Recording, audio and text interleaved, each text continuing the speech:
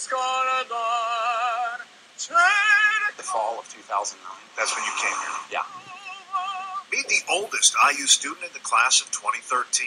His name is Andy Lunsford. He's not your typical college student, as his teachers will quickly tell you. What Andy did and what he has accomplished so far is very amazing to everybody. Like his classmates, Andy has high hopes about the future his degree will bring him, but his path to graduation day is much different. So is his voice.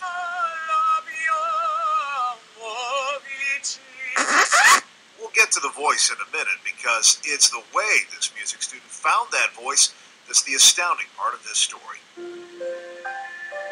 years ago, this now 32-year-old husband and father of two was in his native Colorado running a custom granite countertop business. He hadn't finished college but had an entrepreneurial knack he got from his dad. Things were going well for a while. His company was on track to grossing $6 million in sales. But like I like to say, it's not how much you make, it's how much you keep. And, I had 40 employees and insane overhead.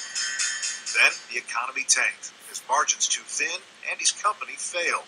The world he knew was going away. The banks foreclosed on his house, repossessed his cars. His credit was ruined, and he filed for personal bankruptcy. Andy, the provider for his wife and two young boys, felt like a failure who let everyone down.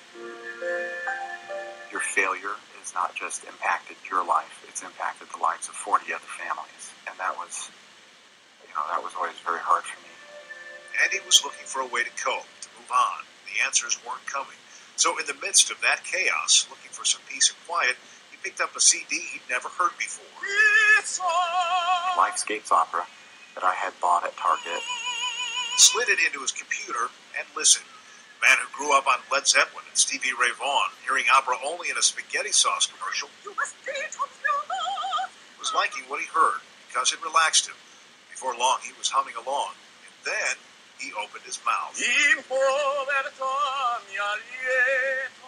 I would sing out, just goofing off in my basement. I'm sure I looked idiotic. But it made him feel better. Andy learned that he had a range and volume. I found out that I can sing these high notes, and I can sing pretty loud. I have no idea what they're doing. Andy decided to find out what a singer does. He took voice lessons, got turned on to the right people in the music business, and performed in Denver. And that's where he got his first taste of his potential. I wanted to take it for a test drive, so to speak, and the place exploded with applause. Andy decided to go back to school. By then, his auditions earned him scholarship offers everywhere. He decided to come back to the place his parents met as students, Indiana University. Now at the Jacobs School of Music, renowned as one of the finest music schools in the world, Andy's on his way to a career as an opera singer, even if it means adjusting to a life unlike his peers who began at an early age, earning him the nickname the Accidental Tenor. I think it's funny, and it's pretty fitting because it really was an accident. Virtually no one comes here and says, I think I'll be a music major, not having studied music long in advance. But the reward isn't there just yet. Andy's moved his family here, but those accolades aren't paying the bills.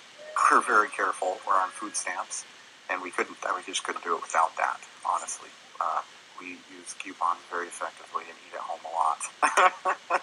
Andy's wife works from home, and Andy gets paying gigs from time to time, and so they get by. They're a sacrifice, but it's a sacrifice that brings hopes with the hardship and beauty to the struggle, like any good opera should.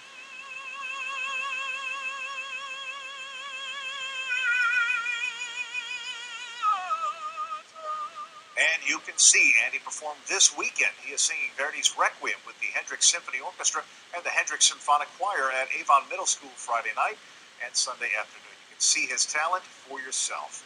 Ray Cortopassi, Fox 59 News.